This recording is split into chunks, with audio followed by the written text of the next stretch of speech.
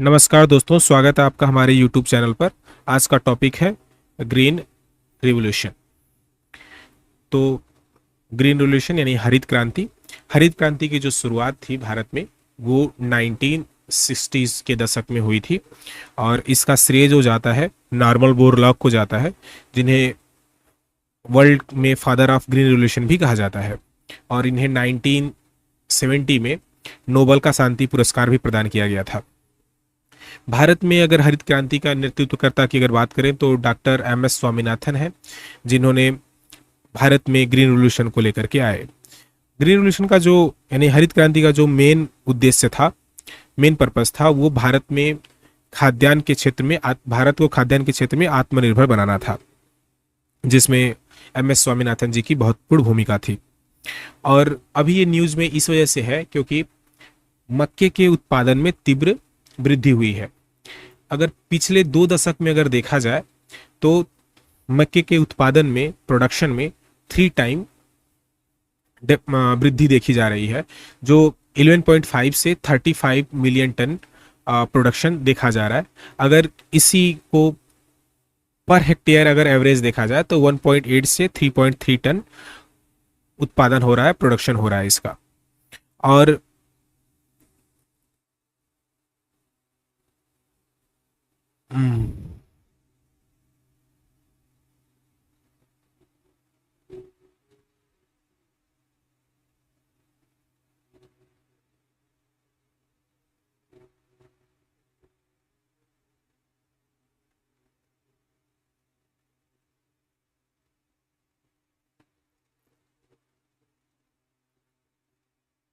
According to consumption अगर बात करें तो भारत के मुख्य उत्पादन का मुश्किल से 5वां हिस्सा मानव यानी कि ह्यूमन बीइंग कंज्यूम कर रहा है, ह्यूमन कंज्यूम करता है। अप्रॉक्स 60% इसका जो यूज है वो पोल्ट्री, बर्ड और लाइवली स्टॉक में किया जाता है। पोल्ट्री, बर्ड और लाइवली स्टॉक के लिए जो मेज है, मक्का है, वो एनर्जी का मेन सोर्स है। ठीक है, इस वजह से इसमें 60% आप देख रहे हैं कि इसका यूज किया जाता है। अगर हम और यूजेस की बात करें तो मक्का जो है एथेनॉल के लिए फीड स्टॉक के रूप में उभर रहा है, जिसका उपयोग पेट्रोल के साथ मिश्रण के लिए किया जाता है। यानी भारत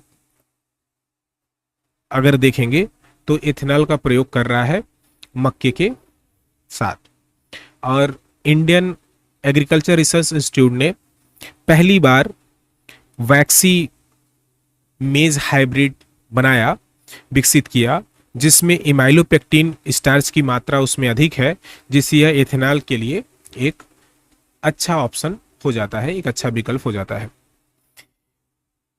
अगर स्टार्च में देखा जाए, जो मेज है यह 2 पॉलीमर से मिलकर के बना है, जिसमें एमाइलोज है और एमाइलोपेक्टिन है। जनरली अगर आप सामान्य रूप से अगर देखेंगे तो जो मेज है उसमें 30% एमाइलोज होता है और 70% आप एमाइलोपेक्टिन मिलता है। जबकि जो Indian institute of research, Indian agriculture research institute ने जो हाइब्रिड विकसित किया है उसमें आप देख रहे हैं 93.9% इमाइलोपेक्टिन पाया जाता है। इमाइलेज जो स्टार्च है उसमें हार्डनेस लेकर के आता है और जो इमाइलोपेक्टिन है उसमें सॉफ्टनेस लेकर के आता है।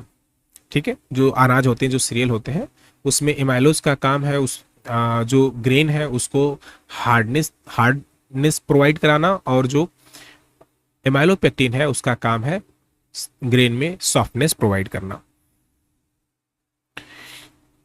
ग्रीन रिवॉल्यूशन जो मुख्यतः लाया गया था, अगर आप देखेंगे तो वो गेहूं और चावल के लिए था, और उसमें HYV जो किस्म के थे उसका एक अच्छा रिजल्ट देखने को मिला। और इसमें CIMMYT जो एक NGO है, और ये जो CIMMYT है ये स्पेनिश एक्रोनिम्स है। ठीक है, और इंडियन एग्रीकल्चर रिसर्च इंस्टीट्यूट और कुछ अदर आप देखेंगे जो पब्लिक सेक्टर है, ऑर्गेनाइजेशन है, उन्होंने मिल करके ही इस तरह की जो सीड है उसको डेवलप किया था।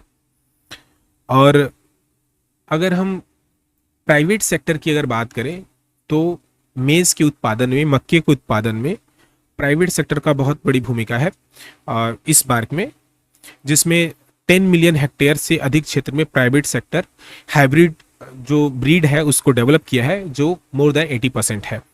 ठीक है, और इसमें एक और प्रॉब्लम देखने को ये मिल रही है कि अगर जो भी हायर इल्ड है, जो डिफरेंट डिफरेंट जेनेटिकली हाइब्रिड को अगर क्रॉस करके हाइब्रिड बनाया जाता है, हाइब्रिड सीड बनाया जाता है, तो ये फर्स्ट जनरेशन के लिए ही लिमिटेड होगी। ठीक है, यानी कि 2 सीड को क्रॉस करके, सपोज कीजिए ए और बी सीड को क्रॉस करके जब हम एक नया कोई सीड डेवलप करते हैं, हाइब्रिड जो होगा वो ओनली 1 जनरेशन के लिए ही क्या होगा, जनरेशन के लिए हेल्पफुल होगा। यानी कि आप उस सीड को दोबारा प्लांट नहीं कर सकते हैं। ठीक है, दोबारा आप प्लांट उसको नहीं कर सकते हैं। ठीक है, और इस वजह से इसका थोड़ा ये प्रॉब्लम है, क्योंकि ऑब्वियस ही बातें हो जाएंगी कि आने वाले टाइम में जो फार्मर इस बीज को ग्रो करेंगे उनके लिए काफ़ी महंगा होगा। ठीक है, जो बड़े किसान हैं वो तो उसको बेयर कर सकते हैं, लेकिन जो पुराने किसान हैं, जो छोटे किसान हैं, उनको प्रॉब्लम हो सकती है। ठीक है, और जैसा हमने बात कर रहे हैं कि अभी मक्का के प्रोडक्शन में प्राइवेट सेक्टर की इम्पोर्टेंस बढ़ती जा रही है, और आने वाले समय में भी ये ऐसे ही इम्पोर्टेंस बढ़ता जाएगा। ठीक है, तो आज की टॉपिक आई होप आपको समझ में आया होगा। अगर आपको ये क्लास अच्छी लगी तो please like, share, subscribe. Okay, thank you to all.